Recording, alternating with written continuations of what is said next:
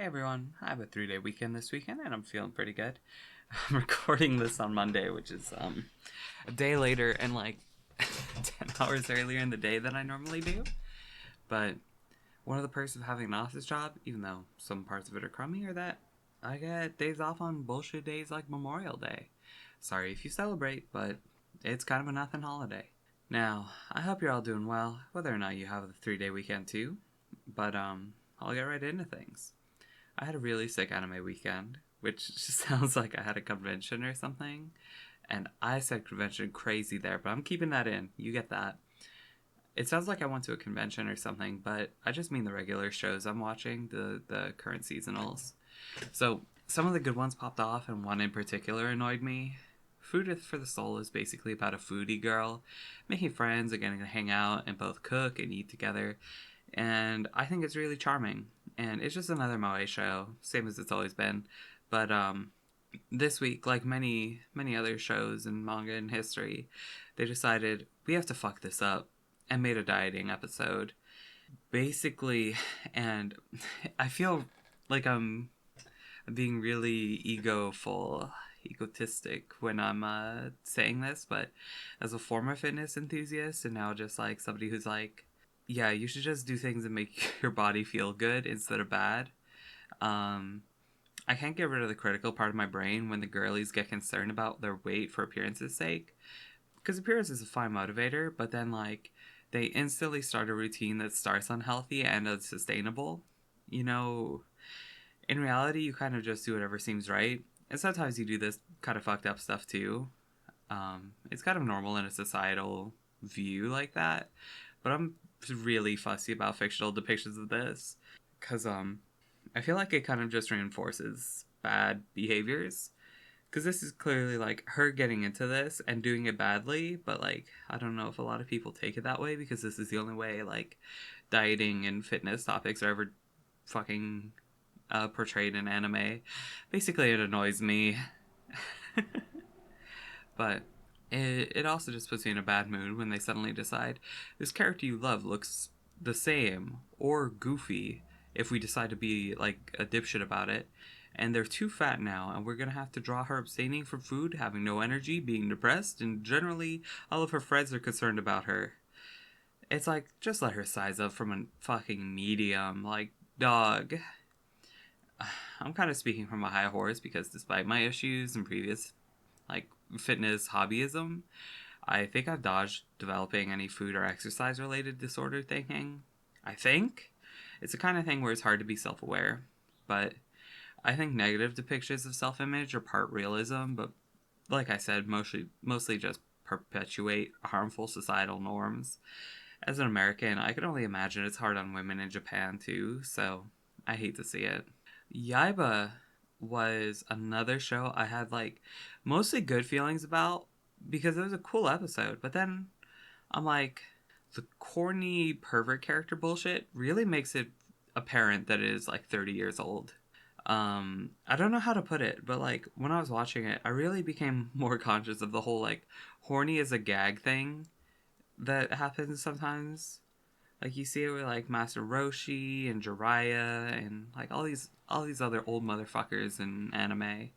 And I kind of think it's nice seeing young Musashi kind of getting some, because it makes it feel like a little bit better as opposed to him just being wretched forever. But it's like I don't I don't think it's like a good depiction of sexuality basically, and I got really conscious of it during this episode because it's like they have the old pervert character, but then Yaiba goes back in time and he gets to meet him when he's young, and he's still a pervert character, but he's also like otherwise very cool and a little bit less biased towards that in his characterization. Um, so I feel really, how do I put it? I kind of get why it turns other people off so much. For me, I can mostly ignore it, but then I'm also just like, it makes me really wonder about the author and their interests, because it's like, it's not, it's not cool, it's not sexy, so like, I guess it's like, it's just funny to them, but like, you could tell all kinds of jokes, tell good ones. I guess I finally hit that point. But other than that, the episode was really cool. Yaiba popped off, and I'm always really happy to see the shonen character do something cool instead of their super move that fixes every problem. So, very happy that Yaiba is getting at least a little bit of difference from. No offense, I think the spinny sword thing is kind of. It's not for me. I like the actual sword stuff. I'm enough of a pervert for that. I don't know if I should be self-describing that way on YouTube, but it's just what we got. It's just being honest. I think that swords are cool. Um Next up, let's move on to like fully positive feelings. And I'm gonna have to be vague about it just because it's tied to the events as opposed to me kind of generally criticizing like a broader thing. But Apocalypse Hotel continues to pop off, and this week ended on this big cliffhanger, and I'm really excited to see whether it's gonna be the sort of thing where this cliffhanger will be like a major development and kind of turning point, or if it's gonna be like pretty much like a part one and part two episode wise. I'm hoping it becomes a bigger development, but I also could just not be seeing whatever vision they have for the show. I think either way it could be a lot of fun. So I'm just excited to see how it shakes out, see how the Oomfies solve this problem, and I'm hyped for it. Apocalypse Hotel is probably my most anticipated episode next week, and with Loser Ranger, um, this I don't know if I could really contrast this with Yaiba, but like the thing I appreciate about Loser Ranger is just that it's a lot of fun and I like the writing and everything, but it also feels like a little bit less predictable than other shonen to me. I know that could just be because of the whole like, oh yeah, because I'm just like letting myself be swept up in it. I'm not really like critically analyzing it or anything. Um, which to be fair, I do in most shows I watch. The whole getting swept up in it, not critically analyzing, because I just like watching things. I don't care about really the critical aspect most of the time. I just got a little bit fired up this week. But I am so hooked on our main character in Loser Ranger because it's like he kind of follows his ideals, but he also kind of goes with the flow just because he's kind of half baked and weak as fuck. And I I kind of like just seeing him get pushed around. I think that's the big thing. Because, like, it just makes it fun to see how he has to react to the different situations he's put in, as opposed to, like, oh, main character of another series, like, yeah, but it's just like, I'm the strong boy, I'm gonna fight him. I know that's a dumb way to put it, but that's about the level of analysis I'm on right now. I don't want to go super deep. Now, I'm kind of half baked when it comes to critical thought. I will be honest. In college, I did sort of think about going into academia, but I kind of backed out because I find that for me, getting super critical of a work is more of a drain than like an energizing thing for me. And that's why I tend to just keep it really simple and be like, wow, I thought this is really fun. But moving on then, I do want to talk about my gaming, which will mostly be RuneScape right now. So I know I'm mostly sharing this with like Rhodey and everyone, but for anyone else who's watching, I did enough work AFKing to hit 99 woodcutting, and just if anyone is unaware, AFKing in RuneScape is less, hey, I'm away from the keyboard, like physically away, and more doing a method that is so low intensity that fully focusing on it would be a waste of time because of how much downtime you have. You have the spare focus, so you mostly focus on something else, and then you kind of tab back into RuneScape when, you have to interact with the game again to reset what's going on. Cutting redwoods, for example, are pretty much, in my opinion, the most AFK major skilling method in the game. They're the highest level tree in the game for the woodcutting skill, and they chop down very slowly. I want to say I have to click once every 5 minutes or so, and when I'm busy at work, it makes it pretty easy to not have that much downtime, or at least not much significant downtime. So if I was doing them actively, it wouldn't exactly be a thrilling method, but woodcutting on the side at work, pretty good.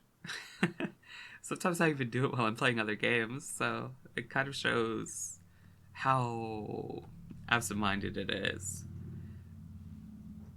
And speaking of AFK content, um, while I was writing this, I was actually safe spotting blood velds yesterday.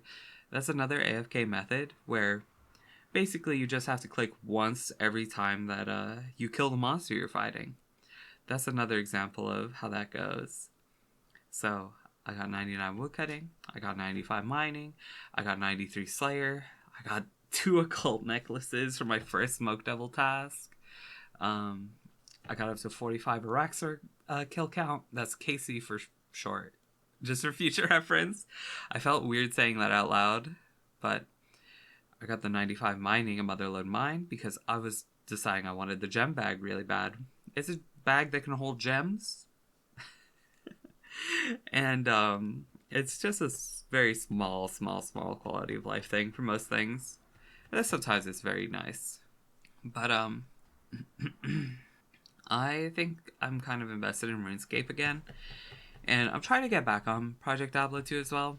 Like, kind of, I just haven't felt as strongly about it as I expected. And that feels weird to say, but like, I think it was like upcoming for so long that like it could never like tank the hype I was having for it.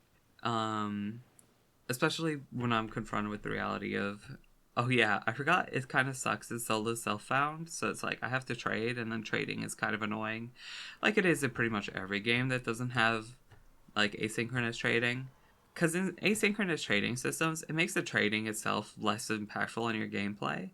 But I do also kind of like seeing the community, so it's like there's ups and downs to it. Now, I'm just kind of hoping. I keep having fun with RuneScape. I keep having fun with Diablo 2, and I just have fun with that. Now, next up, I have a little bit of software stuff I was looking into this week. Specifically, if the program I'm using is an open source video editor, I use Kdenlive, and I wasn't sure if it was a good choice for continued use. The most direct and relevant to me competition that I saw was DaVinci Resolve. It has a free version and a lot of good learning resources, but I figure if you're here, you already know I don't exactly make complex videos. I don't need top of the line software, and I'm not sure if I really want to bother using either a free version or getting the paid version. Because like the paid version is $300. That's a lot of money, dog. I'm not sure I want to get invested in it as like a work, uh, not workstation. What's the word? I guess part of my workflow, maybe. But I feel like I just have to look more into how to use Kdenlive and kind of get conceptual understanding of video editing down better. Because I did really basic video editing like 7 years ago, but with that gap, I feel like I've probably gotten more experience doing it here. Um, Even though it's like very basic experience.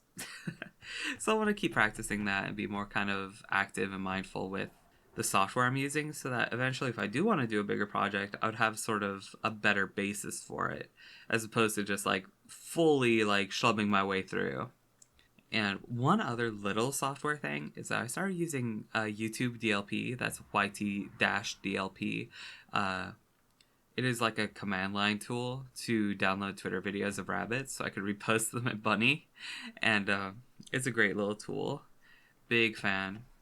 And I think this is the last, no, almost last big thing.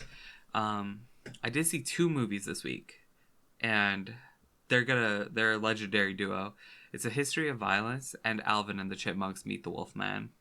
Now, A History of Violence is really fun, and I really get why people put it on their lists of like top 2000s movies. I haven't watched any mob movies though. So while we were watching it, I think Bunny said that oh yeah, it feels like just a competent mob movie, and I was like, huh. It felt really good to me. I guess it's like I don't have that background in mob movies in particular, so it's kind of a cultural blind spot for me.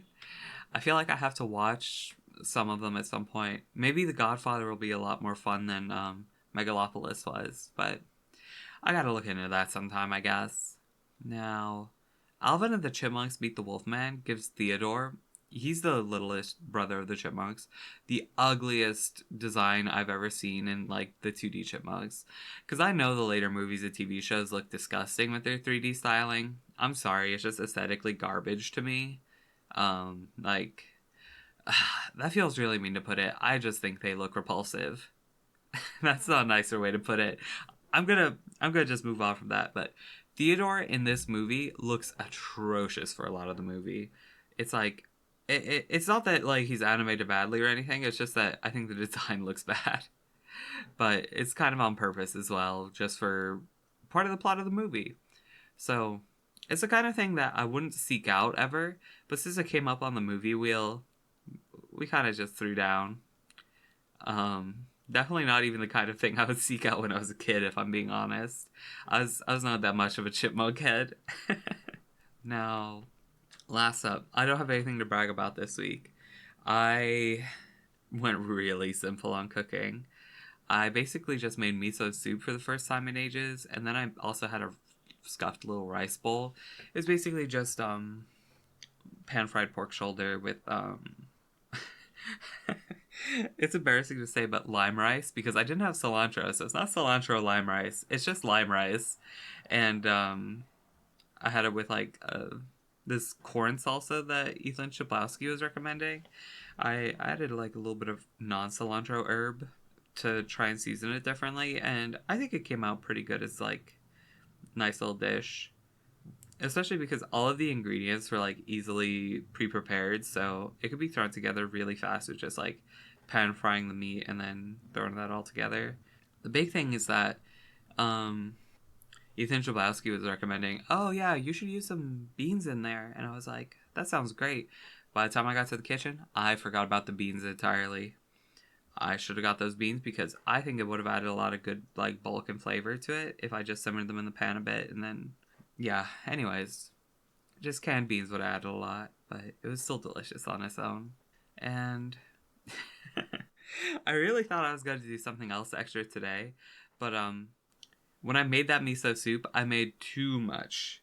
So I had an extra portion that I had to finish today, so I did that instead of cooking anything new. Now, I think that's pretty much everything I had this week. This is another one where I went kind of longer. I had those big anime thoughts, and I'm gonna be honest, I don't usually have that many big thoughts about the anime I watch. So I hope it was a good change of pace for y'all, and I hope you don't mind it was coming out a day late, because this 3-day weekend has me so chill. Now, I'm wishing every day was a 3-day weekend, or yeah, actually, yeah, let's just go with that. I wish every day was a 3-day weekend. And we have to change the world to make that happen, gamers. But that is it for me for now, and I hope you all have a good one. Bye bye.